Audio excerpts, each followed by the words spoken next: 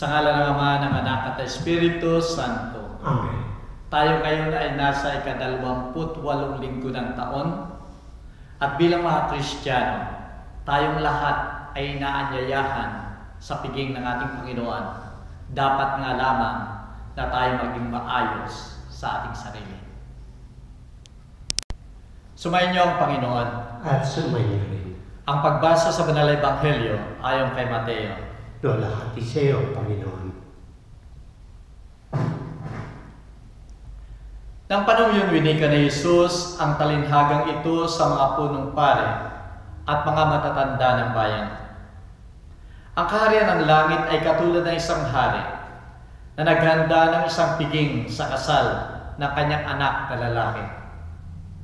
Pinatawag niya sa kanyang mga utusan ang mga inanyayahan sa kasalan, ngunit hindi sila dumalo. Muling nagsugo ng ibang mga utusan upang sabihin sa mga inanyayahan, nakahanda na ang piging, pinatay na ang mga toro at iba pang mga pinatabang hayop. Handa na ang lahat, halina kayo sa kasalan. Datapatin din nila pinansin. Bagkus pa ngang umalis, may nagtungo sa kanyang bukid, may sa kanyang pangangalakal. Ang ginawa naman ng iba ay hinuli ang mga utusan, pinaslang sila at saka pinagpapatay. Na marinig ito ng hari ay lubang nagalit at inutusan ng kanyang mga kawal upang patayin ang nagsipatay at sunugin ang kanilang lungsod. Winika niya pagkatapos sa kanyang mga utusan, ang piging sa kasalan ay handa na, ngunit ang mga inanyayahan ay hindi naging marapat. Kaya't magsilabas kayo sa mga salupungan ng mga daan at lahat ng inyong makita ay anyayahan sa kasalan. Nagsilabas nga ang mga utusan sa mga daan. Tinipon ang lahat ng kanilang matagpuan, mabuti at masama, at napuno rin na mga panauhin ang piging. Pumasok ang hari upang tingnan ang mga panauhin, at nakita niya roon ang isang taong hindi nakadabit pangkasalan. Kaibigan, bakit ka pumasok dito ng hindi nakadamit pangkasalan? Tanong niya. Hindi nakaimik ang tao, kaya't sinabi ng hari sa mga katulong, gapusin ninyo ang kanyang kamay at paa, at itapon siya sa kadiliman sa labas. Do'y mananangis siya at mangangalit ang kanyang ngipin, sapagkat marami ang tinatawag, ngunit kakaunti ang nahihirang. Ang salita ng Diyos. Purihin ka, O Kristo. Minamahal ko mga kapatid sa pananampalataya, marami nang nagkahinanakitan, hindi nag-iimikan, nagkakasamaan ng loob dahil lamang sa imbitasyon. Sa binyag ng apo ni Ana at ni Pablo sa kanyang anak na si Tanya, ay wala doon ang pamilya ng dalawang kapatid ni Tanya. Kaya nang tinanong ko si Ana, nasaan yung dalawang kapatid? Ang sabi ni Ana, Father, hindi sila inimbitahan ni Tanya sapagkat noong nakaraan nilang mga birthdays ay hindi rin siya inimbitahan. Minamahal ko mga kapatid, marami ng magkakapatid, magkakapamilya, magkakaibigan, magkakumare, ang hindi nag-iimikan o nagkakaroon ng hinanakitan dahil lamang sa imbitasyon. Lalong-lalo na yung mga imbitasyon na ngayon, sapagkat sa panahon natin ngayon, kalimitan ang naghahanda na sa kanilang kasalan ay yung mga anak. Sila na ang gumagastos. Kaya't may karapatan sila na sila yung kanilang mga kaibigan ang imbitahan. At nasasabi nila sa kanilang mga magulang, huwag ninyong imbitahan ito sapagkat hindi naman malapit ito, hindi namin kilala. At dahil dito yung sitwasyon ng mga magulang ay nakukompromise dahil hindi nila maimbita yung mga kaibigan, mga kumare. At dahil dito ay nagkakaroon ng hinanakitan. O kaya naman naimbitahan sila. Nagbigay sila ng RSVP. Nag-confirm na sila'y darating. Subalit sa oras ng selebrasyon ay hindi sila dumating. Dahil dito, nagkakaroon ng galit, nagkakaroon ng hinanakitan. Minamahal ko mga kapatid, ito ang sitwasyon sa banal na ebanghelyo ngayon. Yung haring yun ay naganda ng piging sa kasal ng kanyang anak na lalaki. Inimbitahan niya yung mga tao na kakilala niya, yung mga prominenteng tao, subalit hindi sila dumating. Kung kaya inutusan niya yung mga utusan para imbitahan ang lahat, mayayaman o mahihirap man, makasalanan o hindi, silang lahat ay inimbitahan doon sa piging na yon at napuno rin yung kasalan. Subalit nang dumating yung hari, nakita niya na mayroong isang tao doon na hindi nakadamit pang kasalan.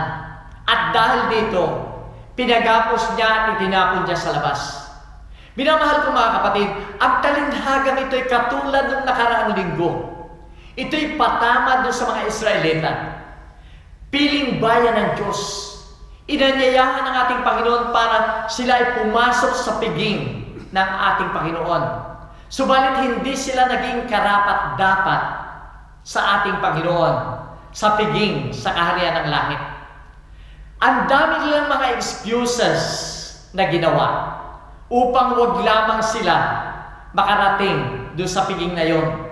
At ang katunayan sa kanilang buhay, yung ating Panginoon ay kanilang pinatay upang sa ganun lamang ay hindi sila makasunod doon sa sinasabi ng ating Panginoon. Minamahal ko mga kapatid, anong mensahe nito sa atin ngayon? Tayong lahat na ngayon ang piling bayan ng ating Panginoon. Tayong lahat ng mga binyagan ay siyang binigyan ng imbitasyon upang makapasok doon sa piging ng kasalan ng ating Panginoon. Subalit ano ang concern natin ngayon? Ang concern natin ngayon, habang tayo naglalakbay patungo doon sa piging na yon, ay dapat tayong maging handa. Alalahanin natin sa banal na ebanghelyo, yung tao na nakita ng hari, na hindi nakadamit pang kasalan, siya ay hindi handa doon sa kasalang yon, kaya't siya ay pinalabas. Ganon din tayo.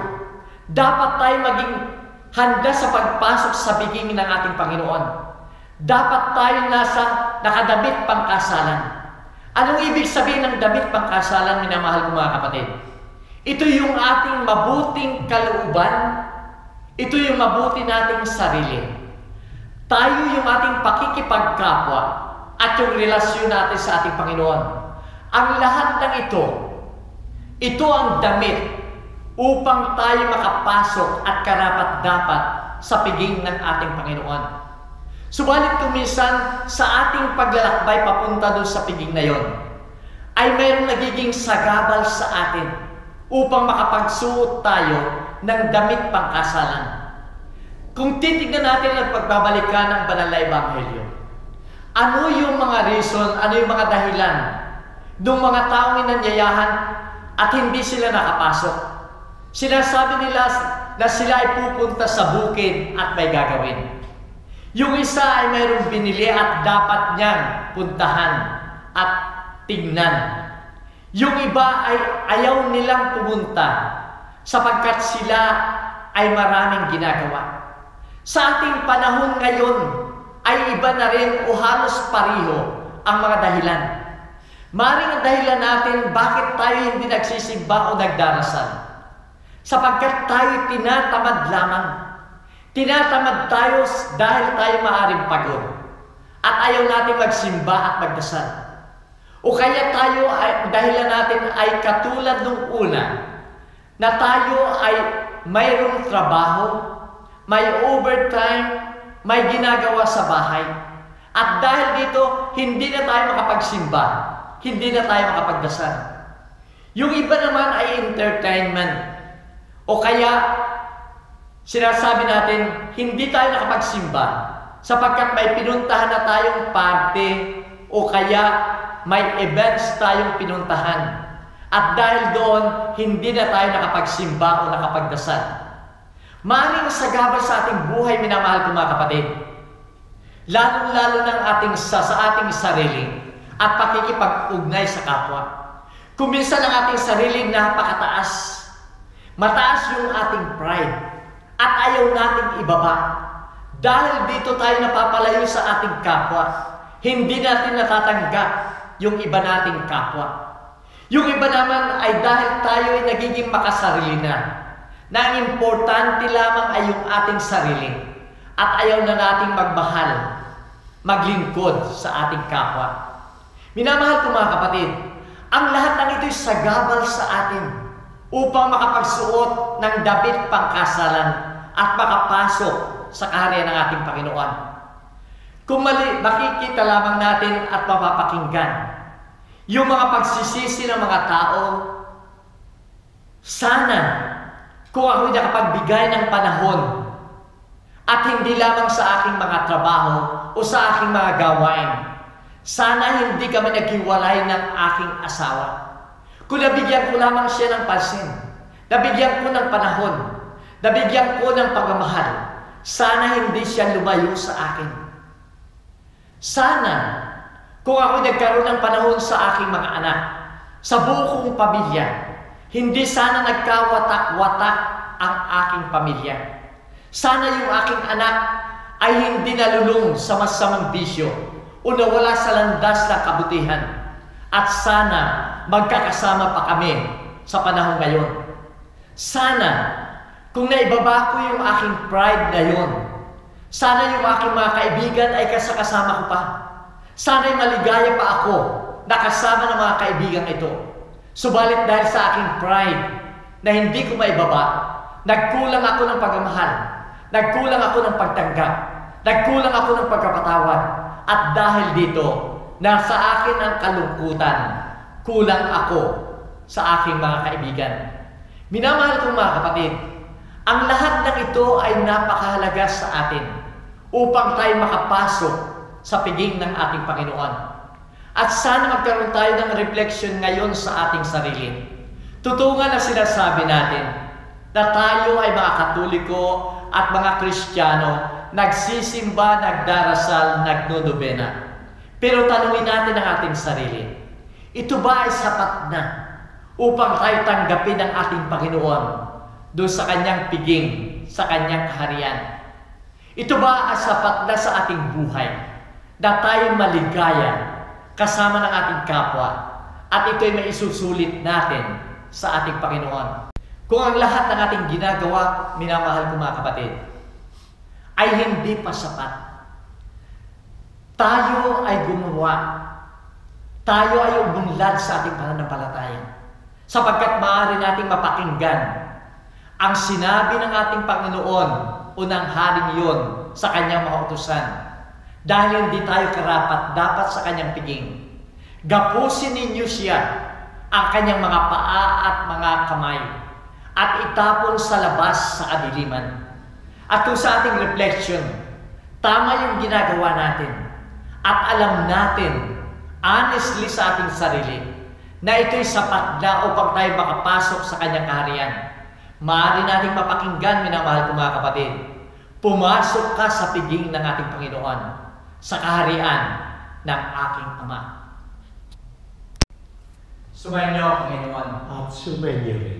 Minamahal ko mga kapatid, tayong lahat ay naghahangad na makarating sa kaharian ng ating Panginoon sa kanyang kalangitan. Ang kinakailangan lamang sa atin, ayusin natin ang ating sarili, ayusin natin ang ating pakikipagkapwa, at ayusin natin ang relasyon natin sa ating Panginoon, at tayo makakarating doon.